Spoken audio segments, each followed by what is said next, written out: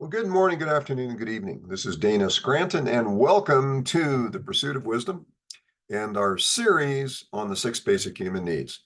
Now, if you happen to be tuning into this episode without prior to, let me recap what we're doing here. We're taking the six basic human needs, mapping them over the six elements of human wellness, the purpose of which is to allow you, the entrepreneur, an effective way of assessing the needs of your marketplace and the individuals within that marketplace, and then crafting a plan that will allow you to help them fulfill their needs, which ultimately results in your entrepreneurial success. That's the simple version of it. So today we're going to be talking about the second of the basic human needs, which is change. And to get right into that, I'm going to pull up a slide deck. So there we go. Okay.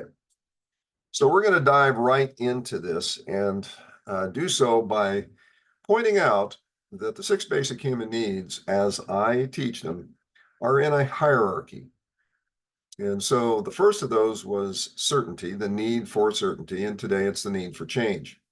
Now, the need for change is linked to certainty in this way. People move away from uncertainty. They desire certainty. But in order to achieve certainty in life, one must change something to move from where they are to where they desire to be. So if, for example, where they desire to be is away from a state of uncertainty to a state of certainty, then they have to change something to get there. So that's why change falls underneath certainty. Now, change is something that everybody at one point or another has to be confronted with. But they have to also be confronted with a very simple but obvious statement. Without change, there is no change. Do you know people who get up in the morning at the same time, same side of the bed, eat the same thing, follow the same habits, drive to the same place, work at the same place, eat the same thing for lunch, come home at the same day, eat the same time every day, eat the same thing for dinner, and sit down and watch the same television shows? Well, that may be an extreme, but the point being is if you don't change something in your life, nothing is going to change. If it does change, it may not be what you want. So, having said that, without change, there is no growth. Without growth, no journey. No journey to what you desire, what you hope for. And without that journey, there's no destination. There's no outcome. There's no realization that you achieved something that you found to be desirable and useful in your life. And without a destination, there's stagnation. And stagnation is death. It's the death of your dreams, your hopes, your purpose, your vision. It's the death of the things that you wanted to do in life. So change is an absolute necessity in our lives. It is a need that is very oftentimes one of the most pervasively discussed and commented upon needs that we have. Now, in different versions of the six basic human needs, you may see the second item, which we call change here, listed as variety, or you may see it referred to as uncertainty in that second category. Or if they don't have them in the same order, you won't see change appearing in there. You'll see variety or you'll see uncertainty. So I want to just address that real quickly here. Let's talk about variety. People don't need variety. They want it. It may be nice to have, but variety doesn't change anything. A variety of food, of clothing, a variety of different TV channels doesn't move you forward in life. Okay, variety is not a basic human need. And when it comes to uncertainty, I don't know why the people who use that use it. Uncertainty is not something that we need. It's something we don't need. People move away from uncertainty towards certainty. That's common sense. So I don't use either of those. I use change because change is what people want. And that's what we're going to be talking about today. So, as I said, we take the six basic human needs shown here and we map them over the six elements of human wellness. Now, the six elements of human wellness are top level categories. For example, within physical wellness, there are different categories. there's cardiovascular wellness, there's endurance wellness, there's general wellness. There's different categories that people desire to improve in their lives. And the same is true of everything in the human wellness categories. So as an entrepreneur, when we map over a given element of human wellness, part of what we want to do from that point is break that element down into some of the subcategories. And we're not going to cover that in this series, but it's something that you can do once you understand this format that we're going to teach. You can logically extend that. So we're going to be talking about change. So what kind of change is there? Well, I break it into three categories. There's voluntary change, involuntary change, and serendipitous change. And understanding these three is important for the entrepreneur in terms of how you view, address, and design your plans for the market. Well, first of all, voluntary. These are the desired, the intentional things, purposeful. It's a move towards a preferred outcome, something you desire. It increases certainty. Why does it increase certainty? Because when you have set your sights on achieving something, and you know that in order to achieve that, to attain that, you have to change, you have to do something different, then you become more certain when you achieve that goal. You know that you did that and you can do it again and you can do other things. So voluntary change is something that's a very powerful and essential part of our lives. Then there's the involuntary. This is the stuff that we really don't look forward to. The forced, unplanned, undesirable, circumstantial, detrimental increase of uncertainty due to things that were outside of our control. It can be a layoff. It can be a company closing, your insurance rate shooting through the roof, and you had nothing to do with it. Your neighborhood being condemned, a flood, a hurricane, whatever it may be. These things force upon you changes that you didn't want, didn't anticipate. It's part of life, but when that happens, we have to roll to the voluntary change to keep focused on where we want to be. Serendipitous. Well, these are the fun ones. The unforeseen, the accidental, the unexpected things that bring luck and positive outcomes. And, they're pleasant surprises. They're beneficial. They create opportunity and they increase our certainty because good things happen to us. But we don't want to rely upon those. Everybody wants to win the lottery, but you can't sit around and let serendipitous change fall out of the sky and hit you on the head. You may be waiting a long time. So in the context of the marketplace, what we seek to do is to make sure that we keep people on the voluntary change side of these three. We don't want people operating from the involuntary change. And as a matter of fact, we want to make it known to them that an involuntary state, letting change occur, happen to you as opposed to by you, is not what we want. As an entrepreneur, we want to help people create change by themselves for purposes that are positive and beneficial. And that can occur as we get into this. The 6 elements of human wellness allow us to ask the question, what is it about those 6 categories that people want? And what change are they willing to make to achieve it? And does that change involve your product? Okay.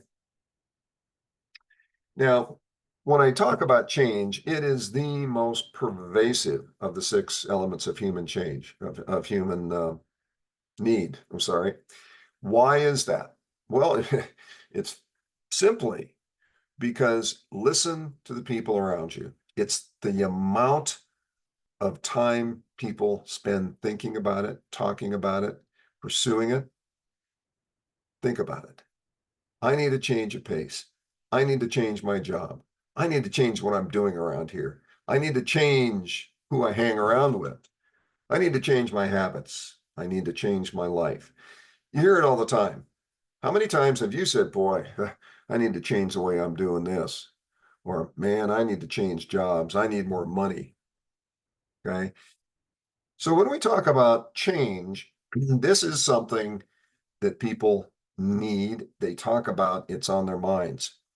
But change can be a bit uncertain, right?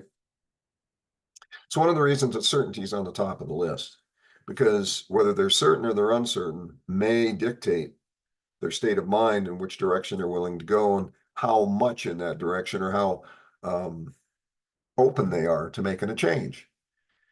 But here's the deal.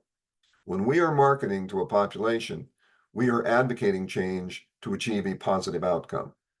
The trick is to associate the outcome with a current state of dissatisfaction.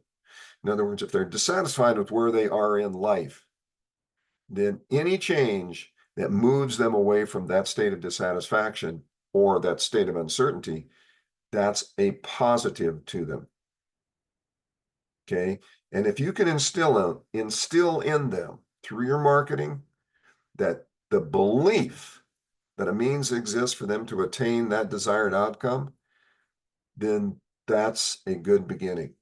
Because once they believe it is possible to move from where they are to where they want to go by changing something, and you give them that something, then they're already on the way. They're no longer in a state of involuntary change or serendipitous change. They are in the voluntary change state. Okay. So the 6 elements of human wellness fit into this, right? Because in order to achieve the various states of human wellness, going from where they are to where they desire to be, change is required. People want certainty in these areas. They want change to get better, to be more well in a given area. Okay. So it's critical to understand that when you're looking at the 6 elements of human wellness, these are things that people want to be well in, all of these categories. They want to avoid stagnation. Now, here's something interesting that I have found.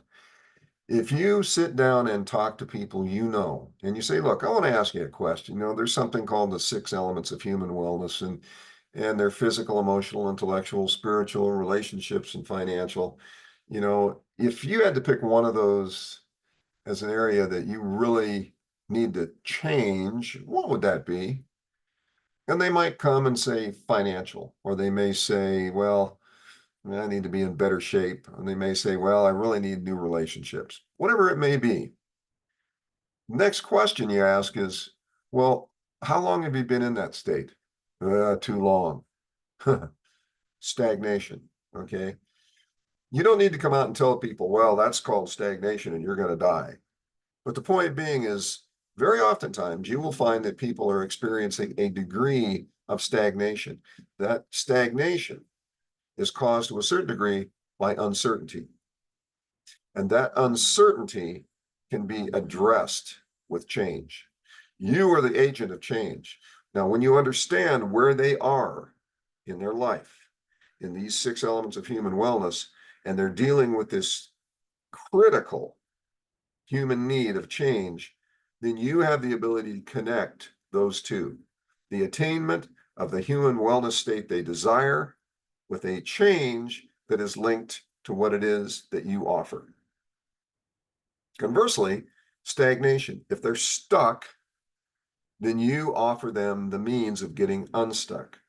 Now, here's the interesting thing about that. It may be that your product, whatever it may be, really isn't the formula for getting them unstuck. What has to get them unstuck is a change in their attitude, a change in their mindset. So this is your leadership that comes into play. Remember in prior episodes, if you've watched me at all, I have a fundamental definition of a product. A product is goods, services, or leadership. It's one of those 3. You are a product. Your leadership is a product, and you offer that for free because your leadership may be what it takes to get them out of a state of stagnation, moving in a state of change toward that which they desire. Make sense? Okay. So here are the questions that I asked. These are 3 different formats of questions we're going to go over to help you to formulate your plan and your understanding of the marketplace you're addressing. So the matrix goes like this. We're looking at change now, the 6 human needs. This is need number 2, change. And we ask this question: when my need for change of financial wellness is fulfilled, my physical, emotional, intellectual, spiritual relationship state will be better, the same, or worse. Because if it is going to be better, people will be desirable of moving towards it, desirous of moving towards it. If it's the same, they can be indifferent. If it's worse, they're going to want to move away from that. Okay, so the worst category sometimes is hard to understand, because you'd say, well, why would anybody want to be worse if, if their financial situation were improved? How is that possibly going to make their life worse? You might be surprised. Okay, so this is question number 1. Question number 2: when my need for change of financial wellness is unfulfilled, my state, my physical state, emotional, so forth, will be the same outcomes, better, same, or worse. Now, why is this important? This question is important because when you're talking to people, when you're addressing a marketplace, the risk of being unfulfilled in any of these areas of human wellness is a problem. It is an undesirable state to be in. And so by asking these questions, it's forcing you to look into the marketplace and into the life of the individual and say, what are the consequences of them not being fulfilled in these areas of human wellness? Okay. And then finally, this is the question that you sometimes ask in preparation for asking the same question to the people that you're dealing with. When I am stagnated, aka stuck, for example, let's use the word stuck.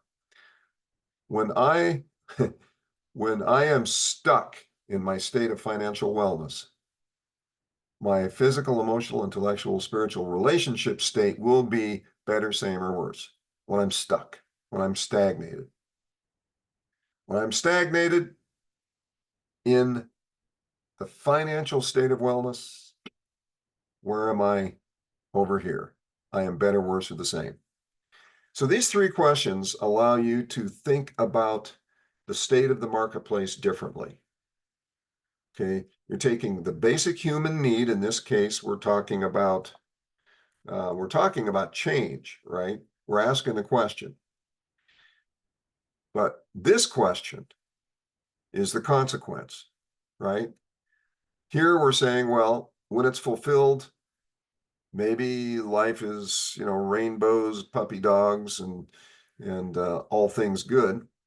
If it's unfulfilled, well, I really hadn't thought about the fact that I'm going to continue to be emotionally distraught. My physical wellness is going to take a crash. My intellectual growth is going to stagnate, if not go backwards. My spiritual life is going to be zero. My relationships already are bad. They're going to get worse. That's why we ask the question of unfulfilled. Because people can be desirous. They can say, well, when I get this, I'm going to be, I'm going to have these advantages. And that's all fine and good. But when they consider what happens if they don't do it, that can be more powerful than when they do it. Just keep that in mind. And this question, it basically says, if you are in this situation, what does it mean to you? It's not the same as change being unfulfilled. This one says, when you're stuck, what does that mean for your state of human wellness? So these 3 questions combined prompt you, the entrepreneur, to think about where they are when you ask these questions, or where your focus should be, okay? So what do you do with this? Determine what changes can turn dissatisfaction into satisfaction, and then set those people on a journey away from stagnation by implementing those changes. Now, you have to map what you have to offer over their lives, over what you discover in those questions, and then determine how to make that happen. That's the entrepreneurial resourcefulness that you have. And keep in mind that a journey that we've spoken about in this episode is comprised of a series of milestones. And that's important. Outcomes and expectations. Sometimes people see the big cookie sitting out there, and if they can't see the way to get to the big cookie, they don't want to try it because of the uncertainty involved in doing the things that they have to do. But if you break it down, if you help them understand that this is a journey, and a journey is comprised of milestones and intermediate outcomes, then it makes it easier. So you don't paint the glorious picture of becoming the multimillionaire in 6 weeks. You paint the process of becoming the person who is worthy, desirable, and capable of delivering on what they need to in order to achieve their outcome. And then the question, of course, does what you offer provide a path of change in a given wellness area, and therefore the fulfillment that they desire and which is necessary to move forward? And that's a critical question. You ask these questions, and then you have to ask, well, how does my product map over the top of this?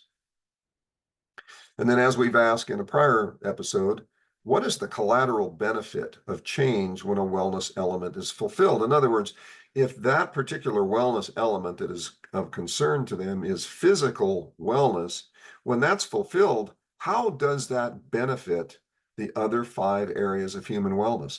In almost every situation, there is a collateral benefit to be found there, and that can end up being the benefit of the benefit.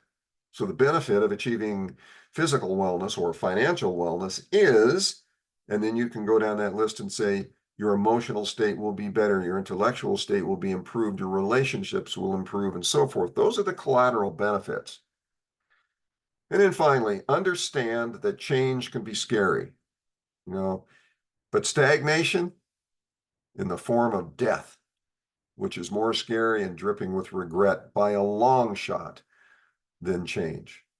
Now, you don't want to shove that down their throat. You don't want to necessarily use it as a negative weapon, but understanding that people can be frightened. But when they understand that the cost of fear, the cost of being frightened of making a change is stagnation, and stagnation is a path to where they really, truly don't want to be, you may find it easier to move the marketplace in the direction you want to go. So that's the episode today. So that was it. That was the episode that I wanted to share with you today on change.